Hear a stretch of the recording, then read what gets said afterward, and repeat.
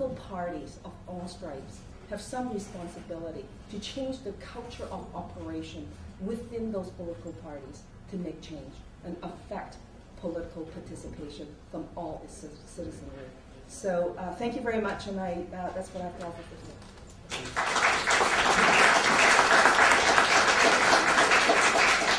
Thank you very much, Jenny. And Lady, it's your turn. Yeah, I was actually going to interrupt you in my Sure.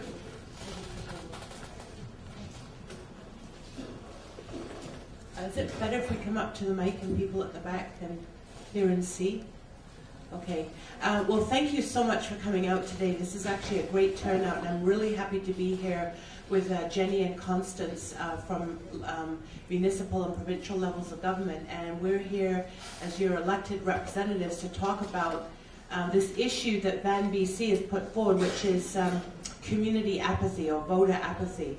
And this is something that's very near and dear to my heart. So I'm very happy to come and have a discussion about it.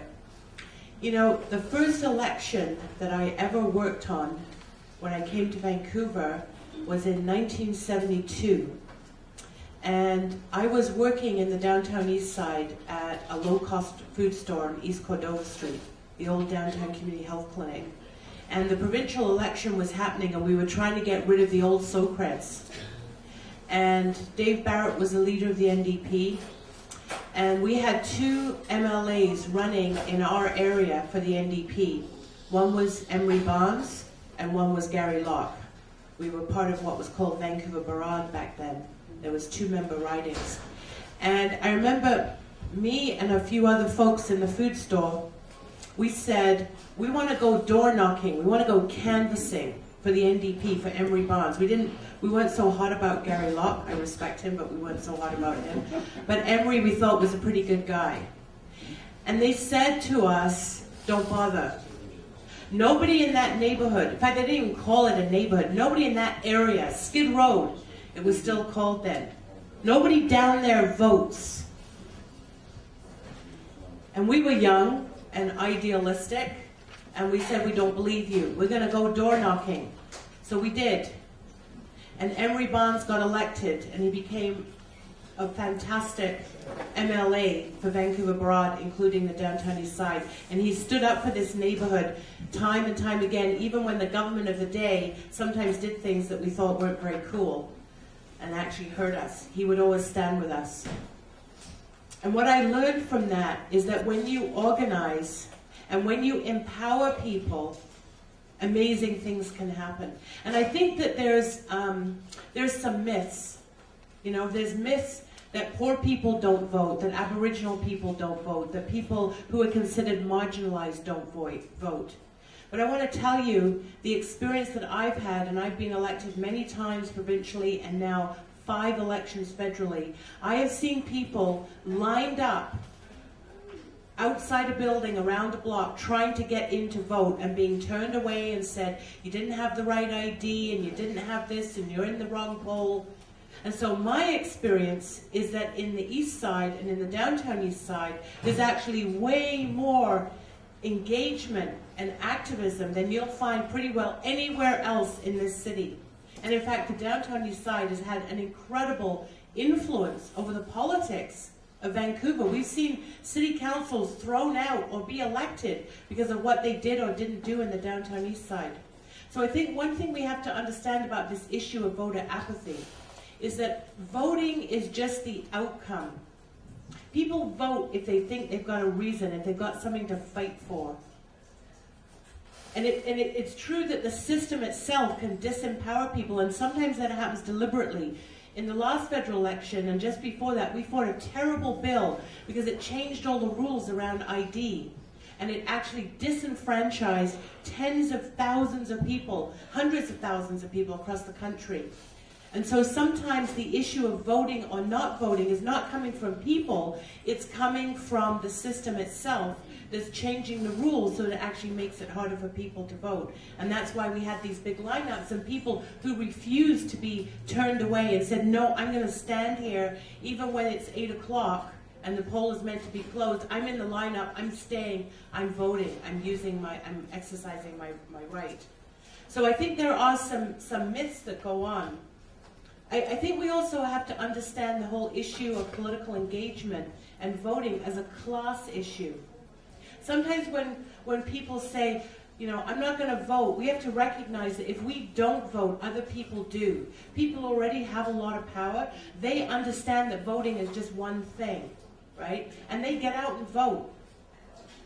And so we have to, you know, we have to educate and organize ourselves to recognize that using that franchise is just one thing. The organizing is the most important, and the outcome, the voting, is what comes of that. You know, I remember being in a provincial election. I was actually scrutineering for Jenny in Strathcona here on election day, and you know, you come in and you watch the voters, and you can challenge people if you think something's wrong.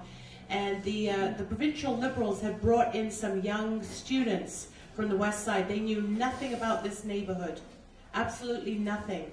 And they challenged every single person, and they were mostly members from Vandu, who was voting because of the way they looked.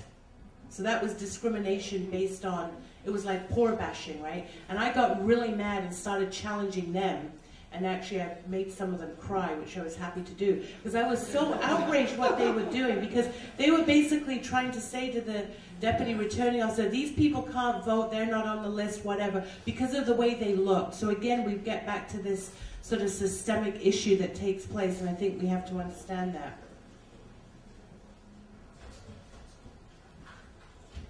I think if we, you know, when we talk about apathy and we talk about, you know, whether it's voting or changing things, the most important thing that I've learned in over 30 years of political organizing and work is that when we do work in a local way, when we begin at the bottom, so to speak, and we organize, we actually can influence the political agenda. Now, Jenny gave a couple of really great examples here in BC, one that was province-wide with the HST, one involving school closures, but I can think of many, many other examples right here in this community, even to get this building, even to get the Carnegie Center. I mean, that all took organization and people coming together.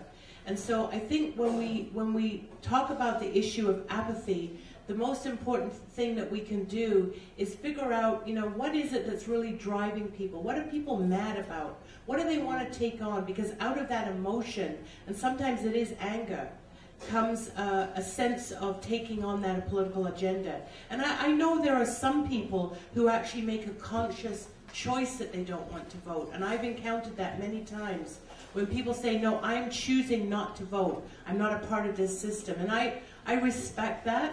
But the point that I want to make today is that if we allow that to happen, we are actually giving power to other people who already got a lot of power.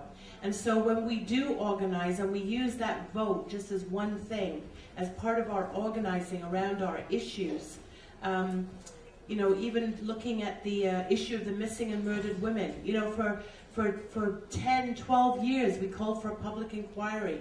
Nobody wanted to hear about it. Nobody wanted to do anything about it in every level of government. And finally, because of just the persistence of what took place, finally a public hearing is taking place, a public inquiry. It's not what we want, but that came from the community. That really came from the community. That pressure that forced Gordon Campbell to finally call for a public inquiry. So I think, you know, what you're doing here at Van BC is really good. I feel we have a lot of things to teach people in this community in other neighborhoods. You know, there's no other community in Vancouver that is so engaged as this community, whether it's civically, provincially, or even federally. Now, there's still lots of people who feel outside of that, and they feel kind of wasted, and they feel like they have no voice, and they feel powerless. And the system is very powerful against people, whether it's welfare, whether it's trying to get housing, or just your idea. I mean, it's like a nightmare. It's about survival.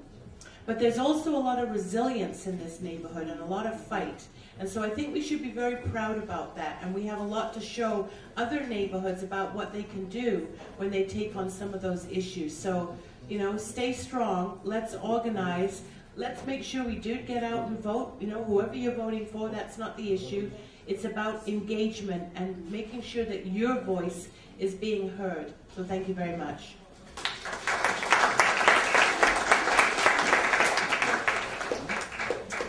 So thank you to all three panelists. Now it's time for you to ask questions if you wish. There's a hand that's raised there already. Make sure that you stay on the subject of the panel, which is about political apathy or democratic apathy in community engagement. And make sure you address your question either to someone or to tell us it's for anybody on the panel. Thank you.